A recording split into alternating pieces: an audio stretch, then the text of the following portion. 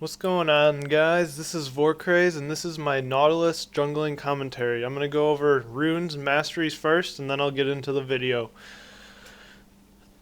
So for runes, I go with magic resist per level blues, yellow armor, ability power quints, and magic pen reds. I go a little bit offensive with the quints and the reds, but you can also go like movement speed. You could do any kind of variation with those two, but definitely armor and magic resist for yellow and blue.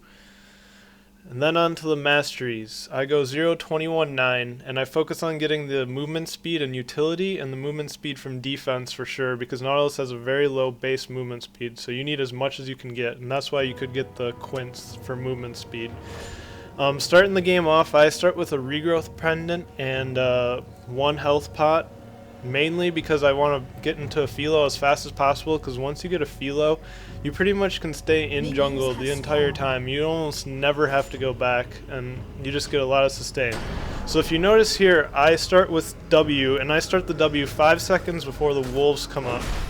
The reason being is because I want that W back up by the time I start hitting the blue.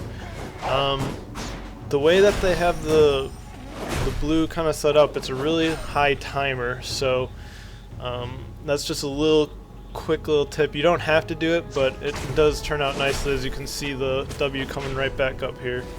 So I didn't get a great leash on this blue. Most games you can get a little bit better leash than this, especially if you're like on purple side, so you got your bottom helping you out, but I don't normally like to pop the pot early, but because I was taking a lot of damage, I decided to just go ahead and pop the pot here. With Nautilus jungle, I normally start getting with my W, which is the shield, then I go E for the AoE damage, then I go back to W for the rank 2 shield, and then I go with Q. The Q is what his pullback ability is. In this game though, because bot is pushing pretty hard, I end up going with the Q for level 3 because I'm going to gank right away. Figuring that they probably are trying to hold on to wards as long as possible, and I get a notification from my teammates on Skype that they had not warded bottom yet. So after I kill the golems and I hit 3, I decide to go down bottom for a gank right away. Another thing you want to notice with Nautilus is I auto attack first and then I hit W because it resets his swing timer. So essentially I get 2 swings out of 1 swing timer. And then pretty much pop E on every cooldown it comes up, because you know you're just trying to, especially when you have blue buff, because you're just trying to get the mobs down as fast as possible. Eventually you're gonna have so much damage from your W, because that's what you want to max first, that you don't even have to pop your AoE damage on jungle mobs. So here I go into the fight. I initiate this fight with my Q because they started running away, and then when I get in on him with my Q, I go ahead and I E him right away to slow him, and I wait a second, and then I use my passive, which is the immobilizing effect. So the passive locks him into place, and we easily get the kill on Sona. So a quick early gank on Nautilus shown right there. Then I decide, I'm still half health because regrowth pendant, keeps me sustained, so I decided to go on to the red here and pick up the red before I go B.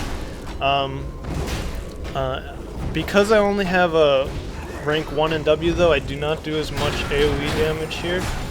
Normally I do have rank 2 in W before doing red, so I do take quite a bit of damage.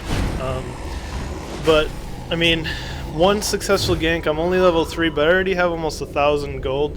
I'm going to go ahead and go back and pick up a Philo stone, and I pick up boots, and then I even pick up a ward.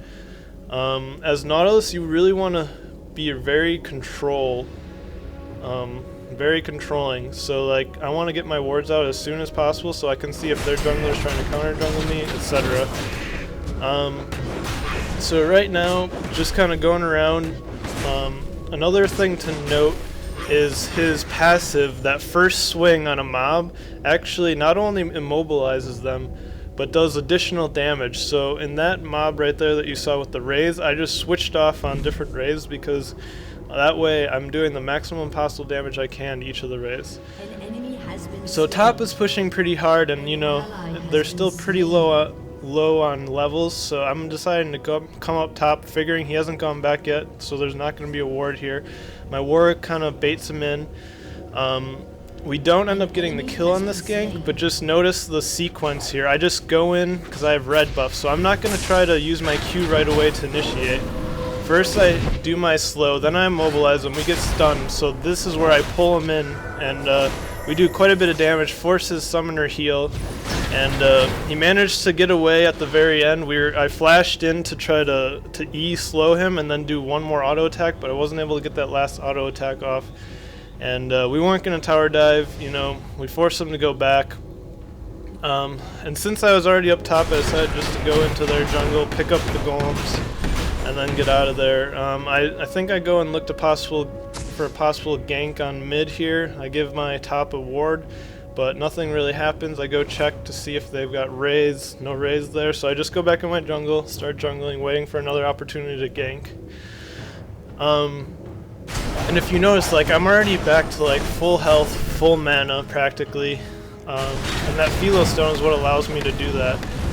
I just give my blue now to my mid because I really don't need it with the amount of sustain that I have with my Philo stone.